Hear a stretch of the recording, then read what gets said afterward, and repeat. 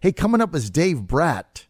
You know who Dave Brat is, right? He's a congressman from the 7th District of Virginia. He's a Republican. He's the guy that knocked off Eric Cantor back in 2014 June and started this whole thing. And he's coming up in a few moments. CPAC, lock, stock, and barrel. The Republican Party is now the party of Trump. I've never seen anything like it. Been going there since 1975. I missed maybe 3 of them. Since then, wow.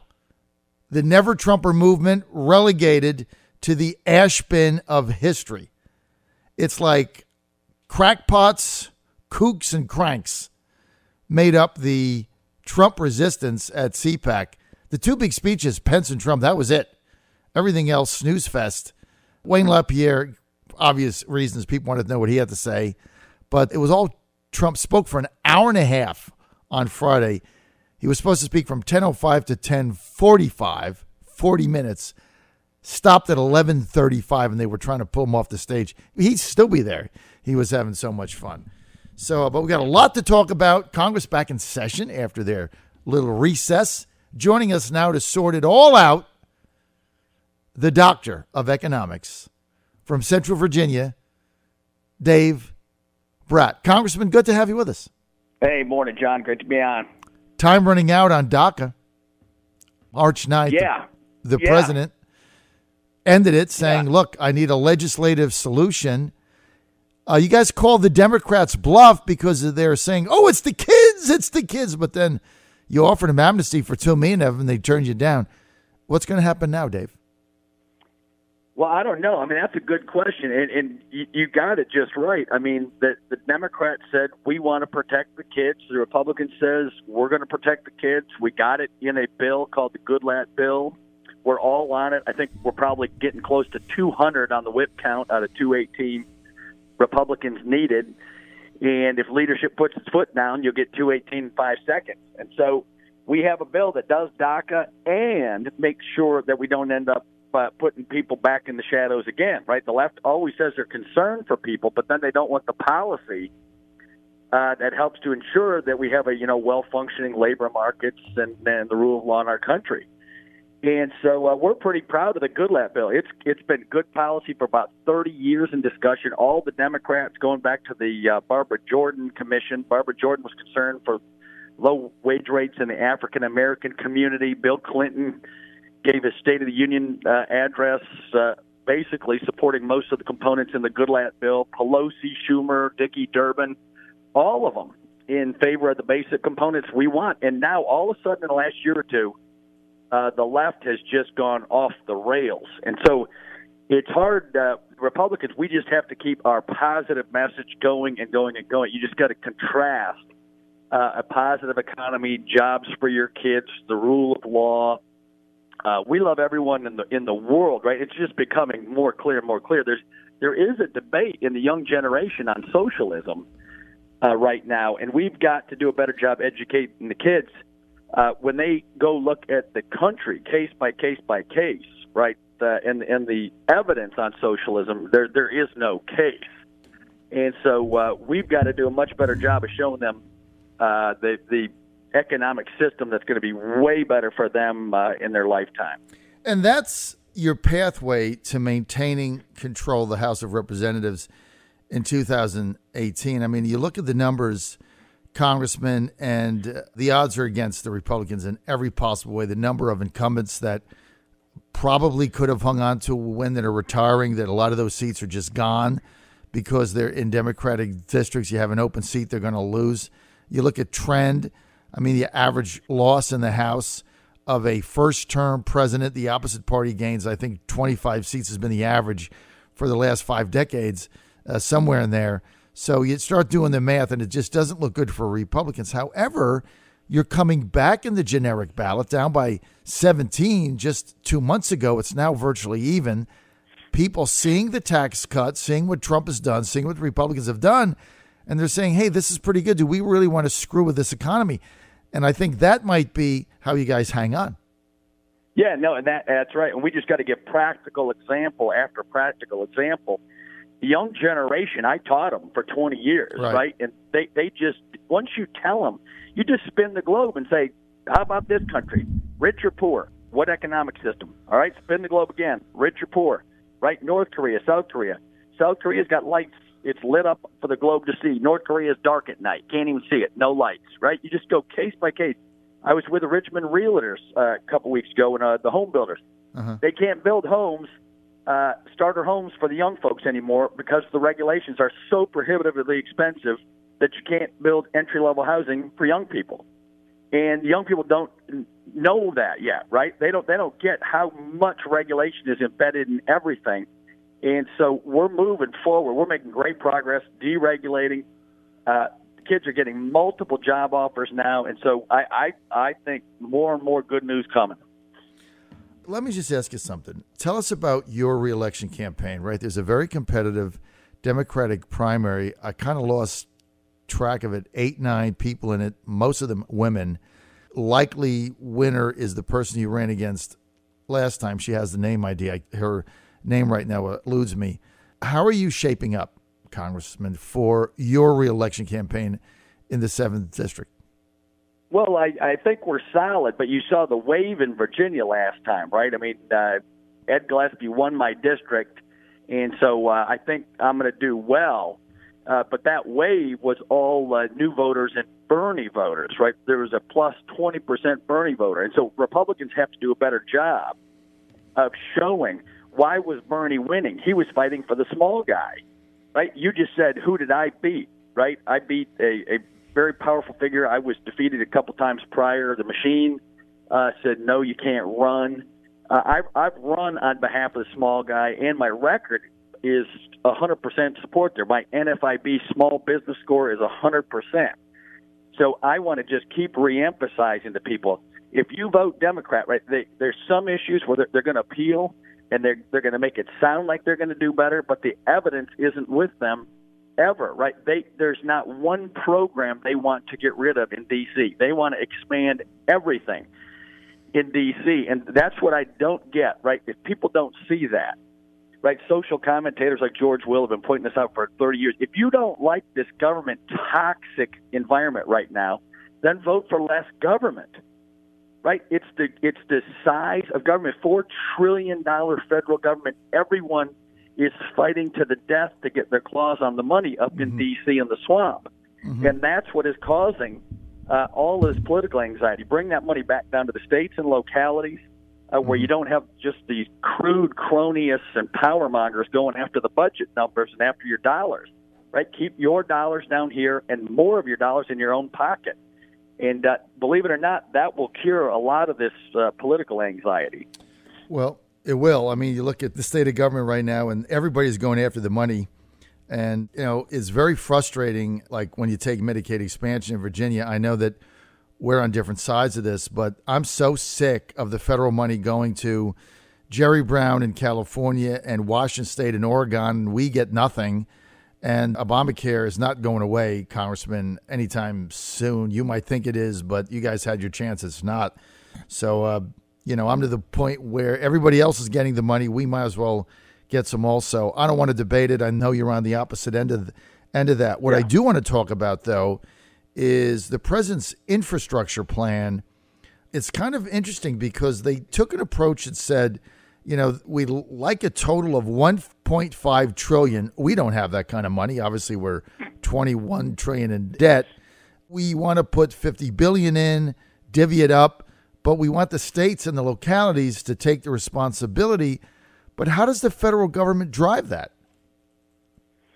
Yeah, well, that's right. I mean, there's going to be a small pot of money at the federal government, and President Trump was kind of clever on it, right? He's saying he was kind of winking on the standard point. If you've got too many regulatory barriers and high hurdles in your state or locality to take advantage of this new money that may come your way, you better get moving. So it was kind of a hint at, he built buildings in New York his whole life, right? So he knows about regulatory burdens more than about anybody, right? So his hint is, look, if you want to get your hands on the money and you want to be a part of it, you better, first of all, fix your regulatory problem in the state. That's the real barrier. So indirectly, he may be fixing the system ahead of time, right, by having these folks figure out what your priorities are ahead of time and then getting the bottlenecks out of the system. And even on health care, I do agree with the tension that you're saying. The Senate failed us, right? We passed a semi, health care reform in the House. The Senate couldn't get anything through. But now the president and the White House, the secretary's putting out, there's executive rules coming out where people will be able to buy catastrophic health insurance. Right. They got to wait, probably a few more months before all the procedural hurdles are cleared. But that's a little bit promising, at least for the, some of the folks in the 400% of poverty bracket, right, where they can't get subsidies. They need some relief. They can't afford Obamacare, and so this could be a way forward for them. Well, it's a start, and I think allowing younger people to buy catastrophic insurance is a way forward because they're simply not going to pay $1,000 a month, and now the penalty is gone, so they don't have to pay it. But here's the problem again. If something catastrophic happens, they end up going to indigent care. They don't have any assets. They're younger. So at least this is a way to get involved in the system and give younger people an opportunity to pick an insurance plan that fits their budget and their age and their circumstance, which, of course, Obamacare didn't allow. We're with Republican Congressman from the 7th District of Virginia, Dr. Dave Brat. Dr. Brat, let's get to Syria, more bloodshed. Yeah. Reaching really horrific portions. I mean, what you get now because of 24-hour cable news is, you're seeing children getting blown up and things like that. But, look, it is a civil war. War is horrible. I look at this, and I've not been in favor of us being in Syria from the start. I look at this, it's a civil war. Assad is not going to be deposed, okay? It's not going to happen. Eventually, this war is going to end, and Assad is going to be in charge again of the majority of Syria. So why do we continue to back rebels that we don't even know whose side they're on? Why not just have a ceasefire and just go ahead and say, look, we're going to live with the President Assad because after all this time, he's not going to be deposed. Yeah, I know it. I don't know if folks out there saw the 60 Minutes piece last night. It was just gruesome. We, had to cover our eyes. You can't let the kids watch it because it's so terrible. Gruesome. And then they've been releasing, I think it was 200 cases of sarin or other chemical attacks on their people. Trump responded in kind a while back, and then within a few days they launched another round of chemical attack. And so it's just endless pain, and seeing the parents over their dead children, it just wreaks havoc on you. And so we're gonna start taking a deeper dive into other linkages. Right, there's ways to put pressure on countries and whatever. Assad is just a monster in terms of his behavior toward his own people, and so we've got to do something on that thing. But at the same time, recognize you can't have continuous wars all over. I think we have 7 unauthorized wars going on right now that Congress hasn't authorized. So our duty is to pick and choose, right? Where are the priorities? Where do you weigh in? And so Congress hasn't been doing its job on that, and we've got to at least hold hearings on all the hot spots around the world and inform the American people. And then we have to listen to the American people. What's their will? What if they want? And then what is the objective? These wars, these civil wars in this region, Congressman Brat, have been going on since before Christ, all right? 2,000 years they've been going on. Yep. And so, I was opposed to any involvement in Syria from day one. As it turns out, I was 100% right. We have no business being there. And I don't know what you do now. It's a horrible situation. Isn't this why we have a United Nations? Isn't this why we have a UN? Why doesn't the UN negotiate a ceasefire? Why we're involved in this thing is beyond me. We cannot be the policemen of the world. And what are you going to do? Tell Assad you have to stop doing this, or we're going to do what? Invade? Plus it's an ally of Russia. It's a legitimate ally. Like, they have a treaty. We have no treaty with any of these people. I don't know what the neocons expect us to do. I'm just beside myself over it. And it's horrible, but, we just can't be involved in everything. We have no involvement here. Yeah. I think you put your finger on it again. It's again, right? I mean, over and over and over, we're seeing a failure of major institutions domestically and around the globe. And so the UN is responsible, supposedly, right? They have peacekeepers and et cetera. And if you're a totally toothless tiger, we've got to think about what their role is here, exactly. Right? They need to, if they come after us and critique us, which they always do, right? The UN is constantly butting heads with the United States. Well, okay, then show us your performance record, right? If you can outperform the U.S., let us know about it. But their track record isn't looking good at all. And so we need to take a look at some of these institutions, and maybe that is a promising way forward, right? Maybe these groups that have been ineffective need major reorganization, and we need to find groups who can work together to solve some of these problems with pressure. You know, I want my listeners to ask themselves, what was the original purpose of the United Nations, and before that, its predecessor after World War I, the League of Nations? What was the cornerstone concept behind it? It was to solve problems like we have in Syria. I mean, that's why it was launched. And they are feckless and incompetent and incapable of getting anything here done in this crisis of humanity. So you have to say to yourself, what's their point? Why do they exist? Why are they in Manhattan? Why? I mean, you're better off kicking them out and selling that real estate and, you know, getting New York City out of debt. I don't get it. I don't get why they exist if they can't solve this. They're incapable of solving anything. And it's just a lot of jumping up and down, a complete waste of our time, because their purpose is to solve something like this. They ought to be able to go in and negotiate a ceasefire, and you're not going to get Assad out of power. You know, now maybe he gives a piece of his country up or something, but then who's going to rule that? I mean, when this thing is said and done, Congressman, Assad is going to be the president of Syria.